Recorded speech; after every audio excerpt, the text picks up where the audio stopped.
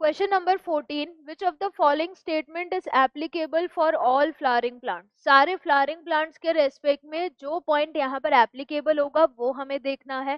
पहला, मोनोसाइफोनस pollen tube. मोनोसाइफोनस यानी एक ही पोलन ट्यूब अगर निकल रही है पोलन ग्रेन से तो वो मोनोसाइफोनस होगा। पर ऐसा जरूरी नहीं है कि सारे एंजियोस्पर्म्स यानी सारे फ्लावरिंग प्लांट्स में एक ही पोलन ट्यूब निकले पोलन ग्रेन से। बहुत सारे एंजियोस्पर्म्स जैसे कि मालवेसी कुकुरबिटेसी वाले ऐसे हैं जिनमें यहाँ पर एक ही पोलन ग्रेन से बहुत सारी पोलन ट्यूब निकल रही है, तो उसको क्या बोलेंगे? पॉलीसाइफोनस। तो मोनोसाइफोनस सब में नहीं मिलता है, तो ये गलत हो गया। Non motile and morphologically dissimilar gametes, ये बिल्कुल सही है।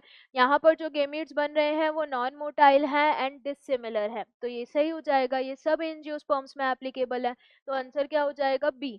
Presence of pollinium. पोलिनियम एक बैग, एक सैक लाइक स्ट्रक्चर है जिसमें बहुत सारे पोलन ग्रेन्स होते हैं जो एक साथ डिस्पर्स हो रहे हैं। तो पोलिनियम सारी स्पीशीज ऑफ एंजियोस्पर्म में नहीं है, सारे फ्लावरिंग प्लांट्स में नहीं है, तो ये गलत हो जाएगा।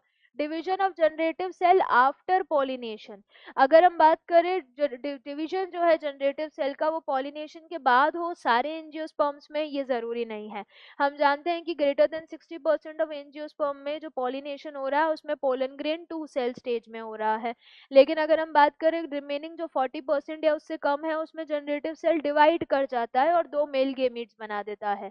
तो जो डिवीजन है जनरेटिव सेल का आफ्टर पॉलिनेशन वो सब में नहीं है, वो रेशियो डिवाइडेड है 60 एंड 40 का। तो यहाँ पर जो सारे फ्लावरिंग प्लांट्स में देखा जा रहा है वो क्या है? Option B.